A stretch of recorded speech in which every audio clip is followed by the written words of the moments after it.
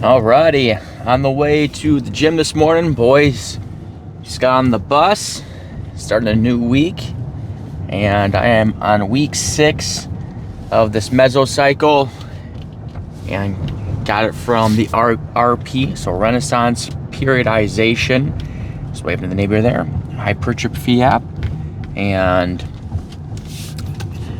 so the focus of this week, so being the last week. This is kind of like a transition week. They call it a deload week.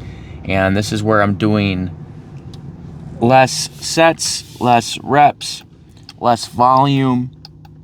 So I gotta stop there.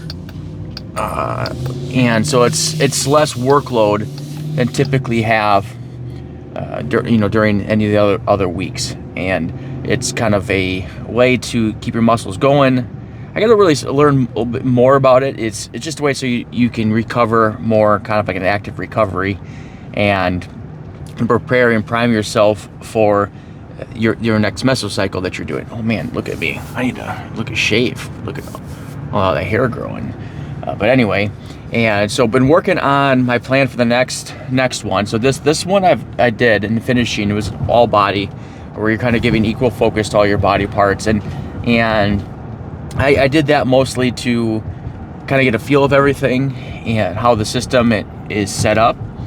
This next one, I'm going to do some more. I'm going to be more focused. I'm still going to hit all the body parts throughout the week, but certain body parts I'm going to put more attention and more focus to, and I'm going to put more attention, focus to the chest, biceps, and then triceps, so arms. So I know with the chest and triceps, when you do those, like a chest exercise, you are working your triceps quite often. So I'm not going to get as great as a focus on my triceps as if I just made the triceps a bigger priority.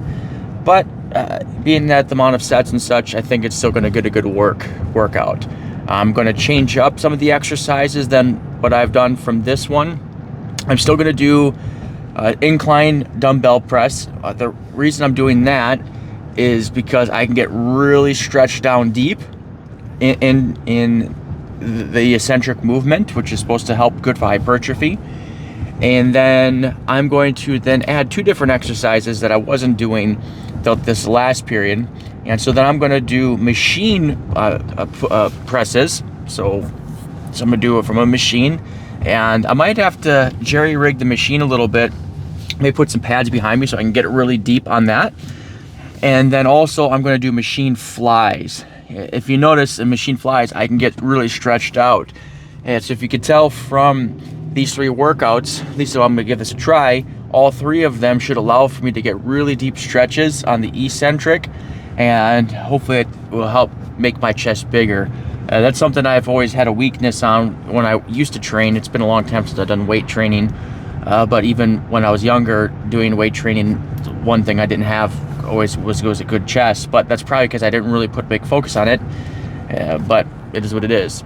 Biceps, I'm going to do some straight bar curls on a cable machine.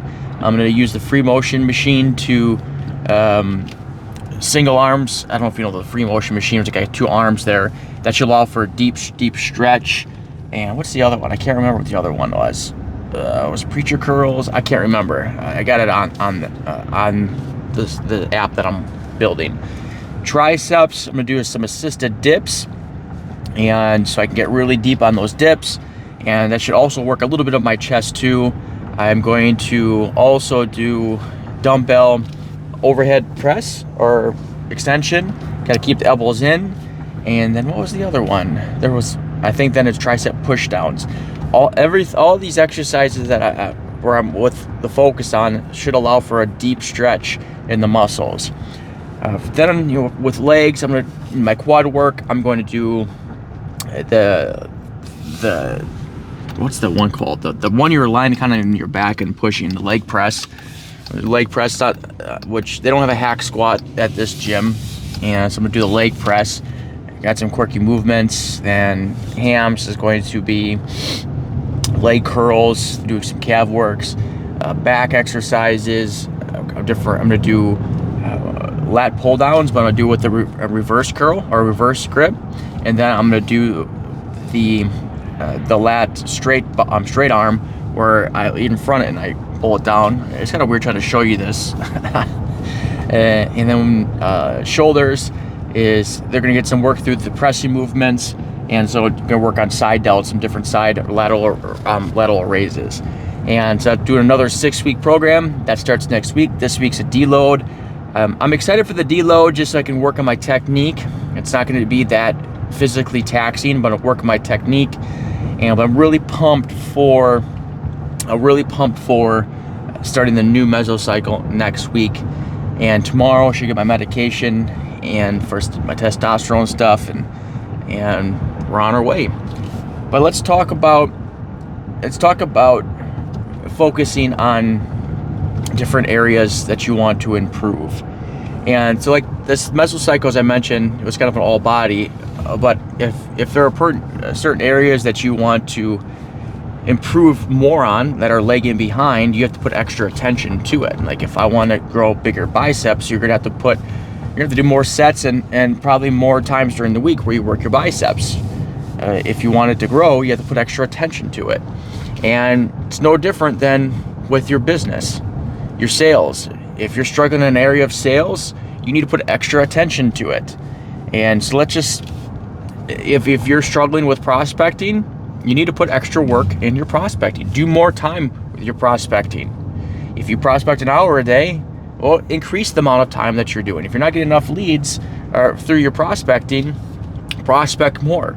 But there's other things that you can do as well, besides prospecting more, which you should do, is you can practice. What are the things that you're encountering and you're having struggling with during your prospecting? Is it a mental thing? What can you do to help that stress that you have before you make your prospecting efforts? Work on those. Modify things a little bit to improve. With the weightlifting, if you want to improve a muscle, and get bigger muscle, you have to put more attention to it, do more reps with it, right? More sets. But in addition to that, you can refine those reps that you're doing, because if you do more reps but you're doing them poorly, well, you're really not going to help yourself. You're probably going to end up hurting yourself. If you're doing putting too much weight on and you're just slinging it around there, you increase the likelihood that you're going to get injured. But if you tweak the way you rep and you focus on doing it the right way, slower eccentric, you're able to do it with less weight, get a bigger muscle, work on your muscle bigger, and you have the less weight on your joints, which is going to lower the likelihood of injury. And so once any area of your business, okay, you need to work on it, get better, put more time and attention to it, but also work to improving it, optimizing it, making it better than what you've did before. You hear the saying, practice makes perfect. It's so wrong. And here's why it's wrong. Because if you do it wrong during practice and you practice that wrong way over and over and over, you just get really good at doing it wrong. And so a better saying is perfect practice makes perfect. Now we know nothing is ever perfect, but that's obviously just the saying there. But if we do things, practice it as close as we possibly can to the right way, we do it over, we're going to get more optimal results. And so what areas in your business are you struggling with? Is it prospecting? Is it marketing? Is it, okay, you got the lead and you're doing your meeting with them, your pitch, and you're not converting at a higher clip? Whatever it is that you're doing, or it's your close, whatever it is that you're doing, is put more attention to it, spend more time on it, and then also work to improve how you are doing it. Read books, watch YouTube videos, study others that have done it at a very high level. Ask them questions, reach out to people, ask them questions, people that are doing it really well. Don't ask people that are not doing it well. Don't ask people that's businesses you don't want your business to look like. Ask people who have a successful business and are doing things well, and you'd be surprised. Some of them may say yes, some of them may say no, but all you got to do is find the one yes, and that's another thing for prospecting. Who cares how many no's you keep going until you get the yes. So Go for No. It's a great book. If you haven't read it, we'll talk about it another time. Is every no you get leads closer to a yes. But in the meantime, work on your craft. Intentionally work on your craft, put more attention to your weak spots, and then work to get those better. All right, at the gym here, today should be a quick one. Have a good one.